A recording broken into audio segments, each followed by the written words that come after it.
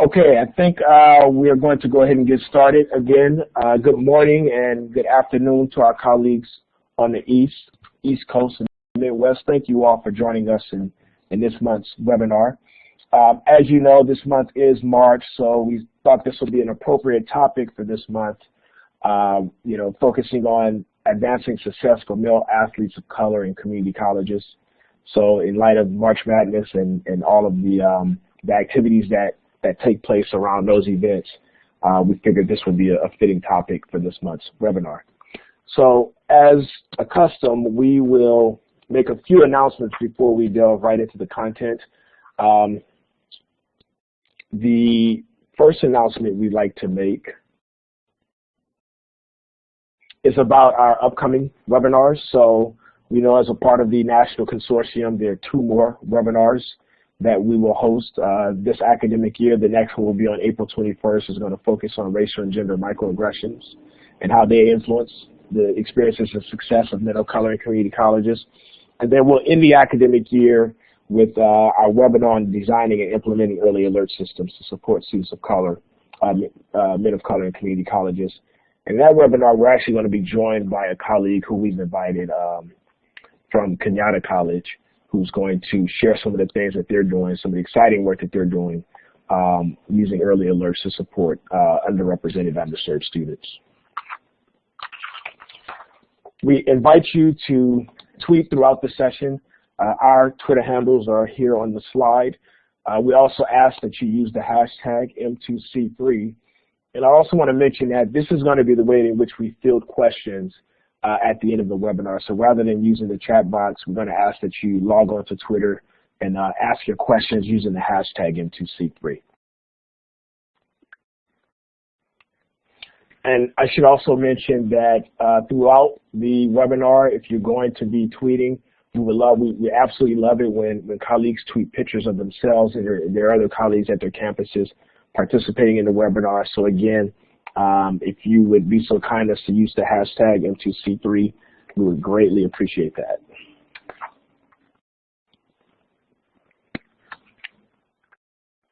And of course, we have to thank and acknowledge our affiliate partners with whom we host this consortium, this National Consortium on College Men of Color.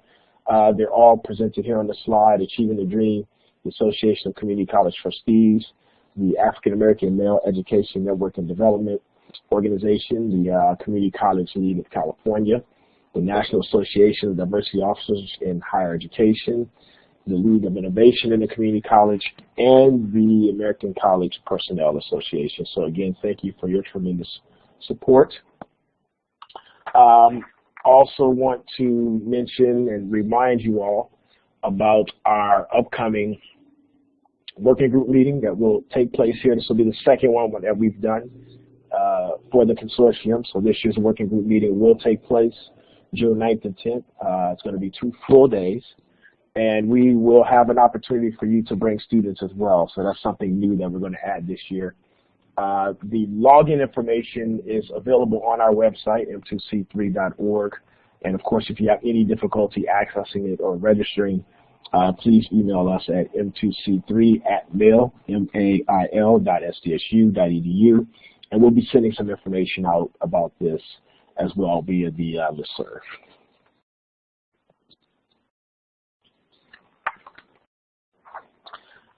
Big shout out and a big thank you to our advisory board, all of whom are listed here on the slide. We appreciate them, we thank them, and we recognize that this work would not be possible without their support. So thank you all for what you continue to do to support the work that we do.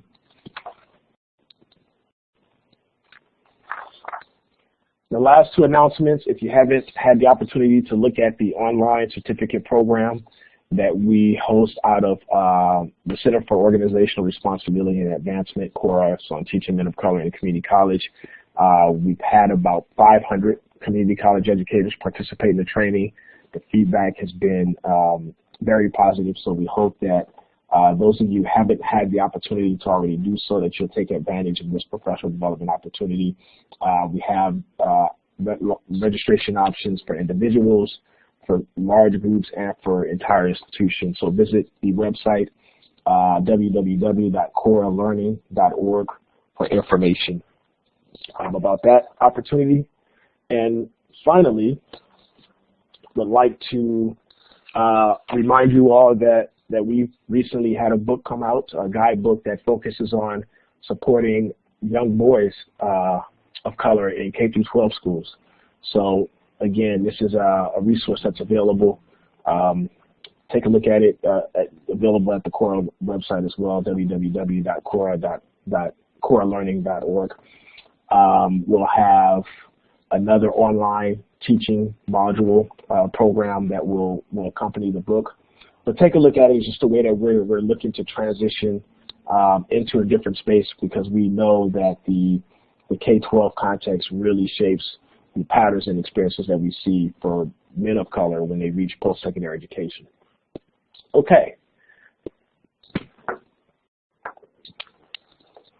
All right, having made those important announcements, we're now ready to transition into the reasons why we decided to gather today, and that's to discuss student success for male athletes of color in community colleges.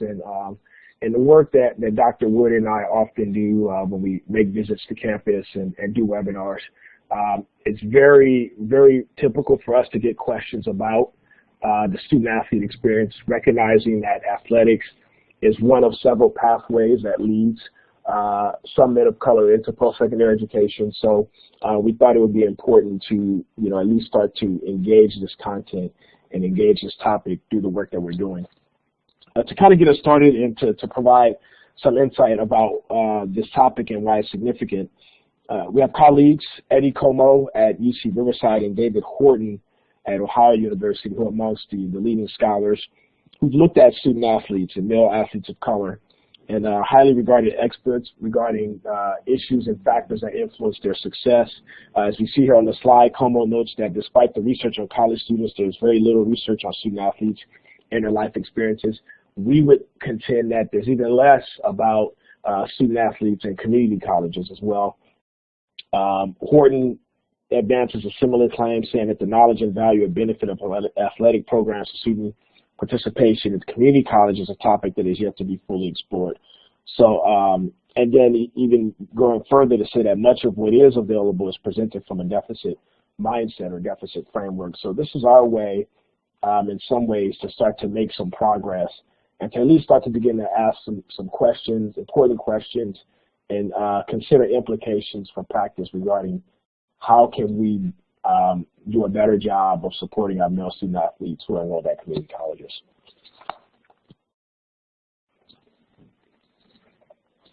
Some other points from the literature. Again, another point from Horton, recognizing that student athletes have layered marginalization experiences due to their status as community college students and student athletes, and when applicable, as members of underrepresented ethnic, gender, or socioeconomic groups. I think we can safely say that when we're looking at men of color who are student athletes in community colleges, that there's a significant intersection amongst those experiences and identities that create a unique lived experience that has to be recognized and accounted for by educators, as well as both in the classroom and in student services context as well. And then a final point from the literature notes that one of the most effective practices for the recruitment and retention of student athletes is a strong student support system. And we recognize that community colleges have the opportunity to serve as models for better serving, supporting, and guiding all students, but in particular providing appropriate services for student athletes. So we'll talk about some of the things that community colleges are and should be doing to better support male athletes of color. So moving forward, there are really two knowledge gaps that prompted our exploration of this topic. Again, a need to challenge and reform approaches to studying male athletes of color in community colleges being one, recognizing that this work is often conducted from a deficit frame, as highlighted by Horton. And then also to sort of bring some much needed student voice. Because there has been little work done in this area, we can also acknowledge and say that there's been little qualitative work, which means that the student athlete voice is often missing from this work in these conversations. So this webinar is one small step towards addressing these knowledge gaps.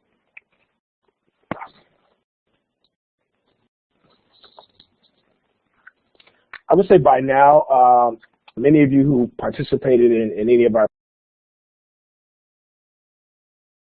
previous webinars are probably familiar with the social ecological outcomes model that Dr. Wood and I developed several years ago to help serve as a conceptual framework for understanding the experiences, both experiences that occur within college and experiences that occur prior to and external to the college that shapes and influence student success outcomes for men of color.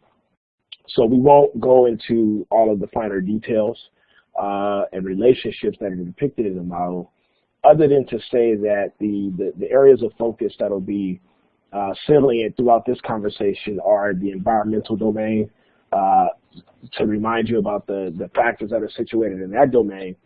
These are factors that occur outside or that are situated outside of the immediate campus environment but have significant influence in shaping the experiences of men of color within community colleges. So things like stressful life events, employment, family responsibilities, transportation concerns, and so forth.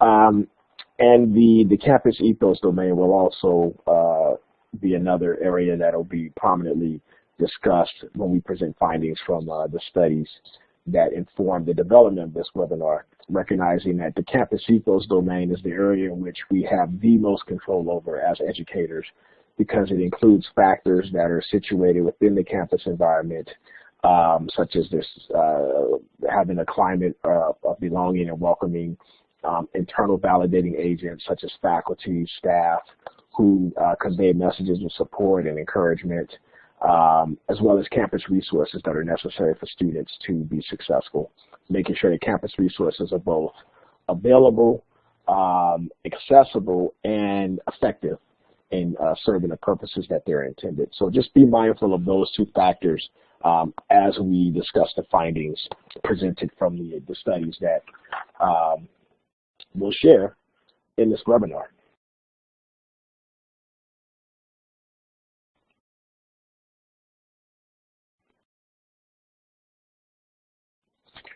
So we thought it would be a good idea to, as a way to at least start the conversation and contextualize this discussion about who are male student athletes of color and what are their experiences in community colleges, by pulling some of the data that we've collected from male student athletes of color using the Community College Survey of Men. And I want to note that so we have several data points to share, and that these data points represent a subset of respondents. So it's, you know, we need to sort of be mindful of that as we draw conclusions and interpret these findings. But the results from the CCSM that we'll share, I think gives us a really, you know, some really good insights as to what some of the pressures and challenges and concerns are as it relates to student success for male student athletes of color.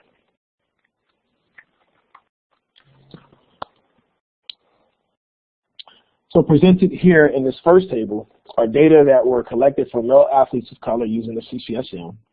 And highlighted in yellow are survey items to which there was 20 to 29% disagreement amongst the respondents. So in orange are responses to which there were 30% or more disagreement. So again, to remind you, yellow cell means 20 to 29% disagreement. Orange cell means 30% or more disagreement. And I should also note that a green cell means it was less than 20% of disagreement. Should also note that an orange cell with a plus symbol means that there was 40% or more disagreement among the respondents. But it actually ranged from 40 to 60%, which is typically far worse than what we see amongst men of color in these areas. So for example, more than 30% of black male respondents disagree with the statement, "Professors regularly communicate that I have the ability to do college level work." See there, first item, under the row that's labeled, the column that's labeled black. First item there, we see we have an orange cell, which suggests that there's an immediate concern. So there was 30% or more disagreement among black respondents in response to that particular statement. And if we take a cursory glance at this table, it shows that respondents did not experience an optimal amount of validation from faculty across multiple indicators of faculty validation.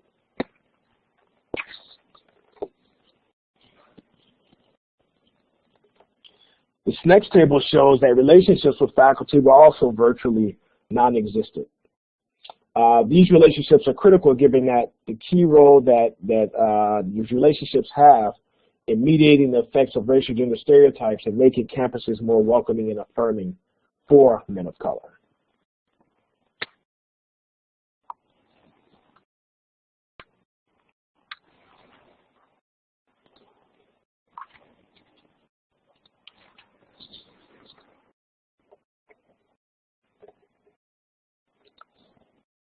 And finally, although the table here depicts a more positive picture than the previous data points, we see that faculty-student engagement, particularly having discussions with faculty members about academic matters outside of class, was not at an acceptable level. So we see areas of immediate concern there across the board.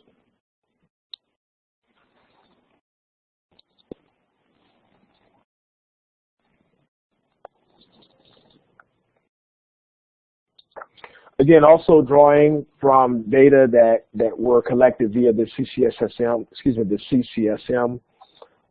we looked at the extent to which male athletes of color in the sample experienced stressful life events, and to what extent, what was the level or magnitude of stress as it relates to those events. And we can see here that male student athletes of color in the sample reported experiencing a host of environmental challenges that served as barriers to their success in community college. For starters, 61% experienced at least 3 or more major stressful life events, and 13% experienced 5 or more. So in the CCSM, we asked students to share how many times over the past 2 years did they experience an event such as death in the family, divorce, major health illness, eviction, and a number of, there's several hosts of events that we asked them to report on. And again, we see that 61% of the students in this sample reported experiencing at least 3 of these over a 2-year period, and 13% experienced 5 or more. Second, 73%, so nearly 3/4 of the students in the sample indicated having challenges with home or a stable place of living.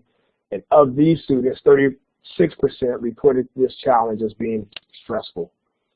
47% indicated, so nearly half indicated having challenges with hunger. And of these, 27% reported this challenge as being stressful. And finally, 60% reported having transportation challenges, of which 26% found these challenges to be stressful.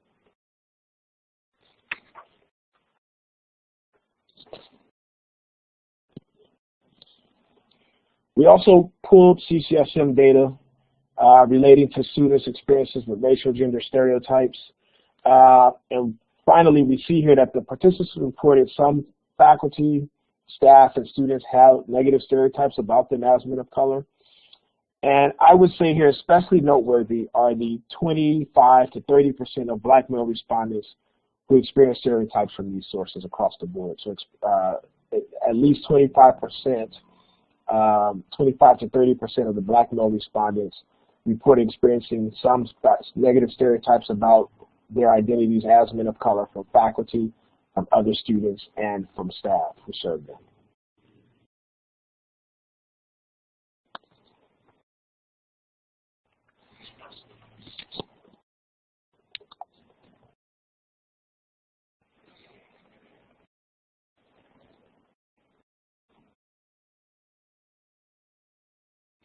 Now that we've had the opportunity to share some of the quantitative insights about the experiences and stresses and pressures and relationships that male student athletes of color reportedly experience, we'd like to transition to share some of the initial qualitative insights that we've been able to gather.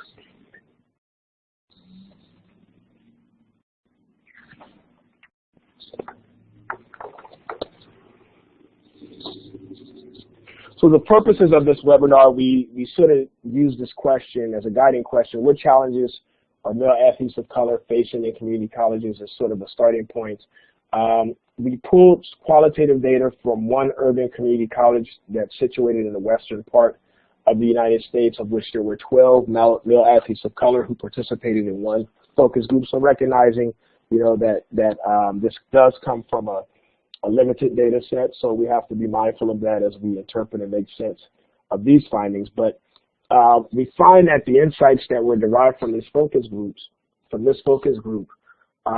give us some initial starting points or questions that we should pay more attention to and be mindful of as we move forward in this work, both to study and learn more about the experiences of male athletes of color, as well as to serve and support them in community colleges.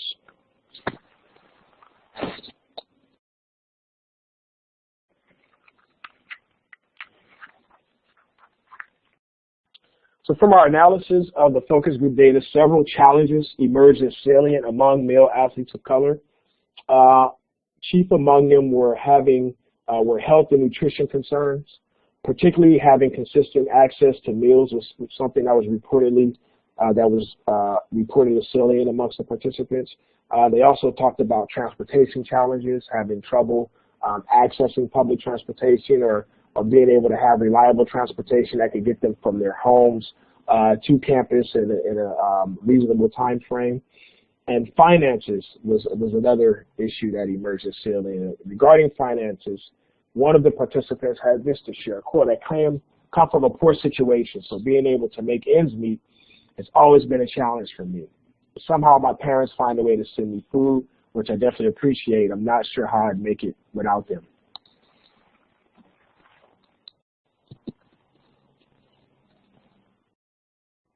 In addition to the balancing demands of school, family responsibilities, work for those who had employment, and the sport was also consistently noted, the significant challenge amongst the participants. And others discussed their struggles to meet academic expectations of their courses. And interestingly, in this particular focus group, English was the course that was referenced most often, as indicated in the quotes above. So taking the one at the very top, quote, "I really only have two challenges, money and English, my English class. I'm killing it in math, but I'm struggling in English." Another student said, "My English class is very frustrating. No matter how hard I try or how much effort I put into it, I can't get the grades I hope to get on my papers. I'm pretty much over it at this point. Half of the time, I will just not go to class." So some students really reporting having some real experience, real challenges with English. This could be specific to this particular campus where the data were collected. But again, I think it does sort of need to think about what we're learning here as areas that we need to be mindful of and pay more attention to as we're learning more about the experiences of these students.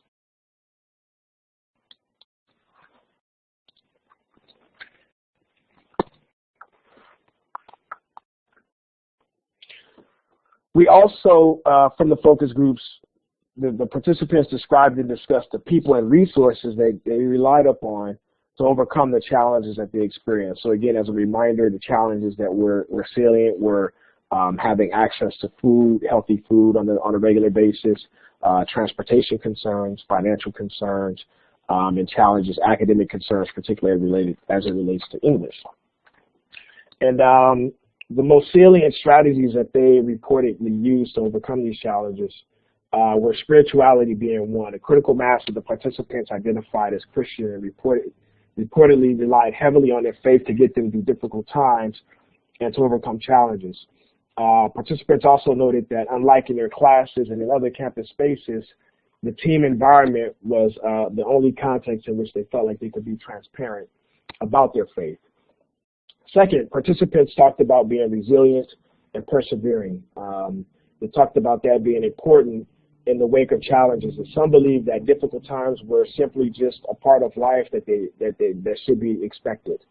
As one participant noted, I just try to, in a quote at the bottom of the slide, I just try to always maintain a can-do mindset. You can't get down, you can't start to think negative thoughts, and you can't expect anyone to do anything for you. Your only choice is to man up and persevere. So this theme of just persevering and just making sure that you persist despite the challenges was something that was discussed on a regular basis. Third was family members and significant others were also critical sources of support for the participants. The participants reportedly relied on their mothers and partners to help them meet the demands of parenting for those who had children, providing access to food, as we saw in the slide relating to challenges, And as noted in the top quote on this side, providing feedback on assignments. So one participant noted, I guess I'm kind of lucky because my girlfriend has a graduate degree from Cal Berkeley. So I usually have her read my papers and tell me some things I can do to make them better before I turn them in.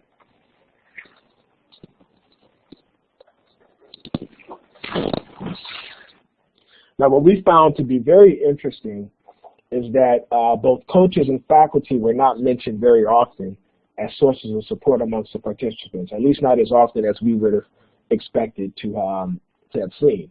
So, but there was one mention of a coach. It was about a former coach who actually used to spend his personal money to provide lunches for the teams. Again, recognizing that access to meals, consistent meals, was a salient challenge for the students. So one student note, when Coach Mack was here, he would just come out of pocket to buy us sandwiches, granola bars, and snacks and stuff because he knew we really didn't have the money to get our own food.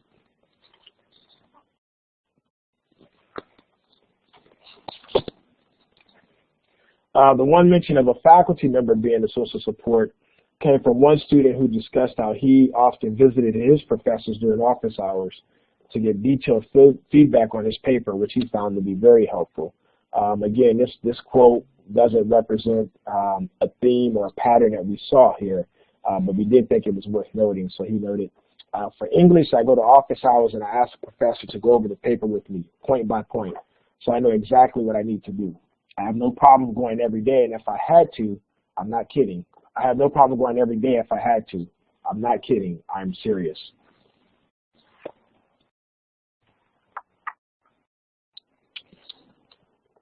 So in light of these initial findings from the qualitative insights that we shared, as well as some of the quant findings from the CCSM, we think there's several implications that campus leaders should consider as they learn more and think about how they can better support student athletes on their campuses. So again, we think comprehensive professional development for faculty that addresses the following topics, racial gender stereotypes, validation, intrusiveness, relationship building, and creating climates of engagement are important.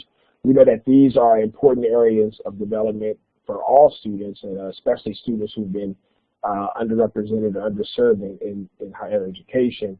But it seems, though, based on these initial findings, that this might be some areas that we might think about being more targeted with regard to supporting male athletes of color. We also think it's important that coaches and athletic advisors address health-seeking concerns proactively, especially during these one-on-one interactions that they have with student athletes. And just a reminder, one of the strategies that the students reportedly relied on a regular basis to overcome some of the challenges they experienced was to just simply man up and persevere, right? Which does raise some questions, significant questions for us about how does persevering as a strategy limit or serve as a barrier to student athletes seeking help through campus support services, counseling, advising, and so forth. So again, we think it's important, it's critical to be proactive and to be intrusive in providing access to support services for male athletes of color, and to make sure that they're accessing those supports on a regular basis. And it may mean that we have to take another step or two to make sure that we connect them with colleagues in those areas, because it seems as though if perseverance and just sort of grinding it out is the way in which they see, if they see that as a primary strategy to overcome their challenges, then we might need to think about how that might impact their abilities or their willingness to proactively seek help. And then the last point here is provide consistent and accessible access to meals and snacks throughout the day. We had the quote from the student who mentioned that there was a former coach who would just sort of come out of pocket and do this. While we think that's amazing that a coach would do that, we think that there should be more institutional support for this type of thing.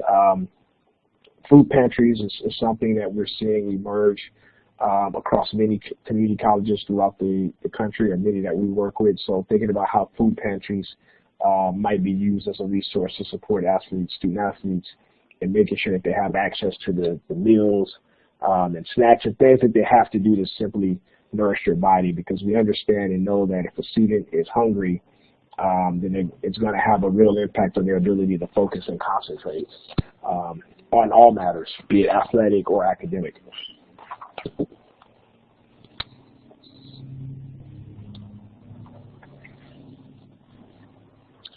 Some other implications we might consider, recognizing that transportation, both the qualitative and the quant findings, triangulate around transportation being an area of concern. So we might think about how can we partner with campus donors, auxiliaries, and athletic program sponsors to provide transportation support, be it in the form of vouchers for public transportation or whatever it may be, but thinking that we need to be much more proactive in providing this type of support for our student athletes. Requiring student athletes, again, going back to the previous point around help-seeking concerns, requiring student athletes to participate in study hall each day and to attend office hours on a periodic basis seems like something that should be considered among coaches and advisors. But then we also think, recognizing that relationship building and faculty validation, that leads to students who participate in the studies that we've conducted really report that they have no real relationships with faculty. So we don't know what this may stem from. It could be, again, because of racial and gender stereotypes that faculty may hold about student athletes. It could be because of student athletes having some fear or apprehension of approaching faculty members. But regardless of what the source of this may be, we think it's important that institutions are somewhat proactive in helping to build relationships between faculty and student athletes. So we thought maybe implementing a Coach for a Day or a faculty spotlight program might help to bring faculty into what occurs in athletics, which can ultimately result in better relationships between student athletes and professors as one strategy or one starting point to be able to do this.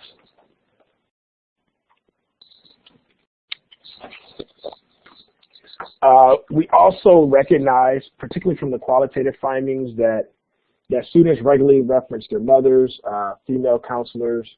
Didn't have a quote for female counselors, but that was something that we saw, and their girlfriends as being key sources of support. But far less apparent with support for men. So perhaps we might use this as an opportunity to explore the role that women play as key sources of support for male athletes of color, perhaps in further research. And think about how we might leverage the support of women and use it to better build capacity among men at the campuses to support male athletes of color. And then finally, with regard to implications, we think based on the qualitative findings, it seems as though participants were more likely to reach out to teammates and peers for male support than they would, say, coaches or other male figures. So we think, again, perhaps providing some space for male athletes of color to build community and peer support that they can leverage and that they can rely on a consistent basis might be something that would be worthwhile for community college athletic programs. So that said, we'd like to, before we transition into Q&A, we'd like to leave you all with some suggested additional readings. The pieces by Como and Harrison, as well as the two pieces by David Horton that we referenced throughout the presentation would be great starting points. There's also a book that a colleague, Dr. Mark Robinson, who actually worked as a community college administrator in addition to being a former student athlete, writes about athletic identity. This book might be a good starting point as well for those who want to learn more and explore more and do some additional readings on this topic. So with that, we'd like to transition into our Q&A period. And again, we're going to ask that you pose questions on Twitter using the hashtag. And we see that some of the questions are starting to populate a little bit, so we'll give it a little bit more time to do that. And then, so we'll spend the next few minutes doing so. We'll take some questions, and we will conclude the conclude the webinar at that point.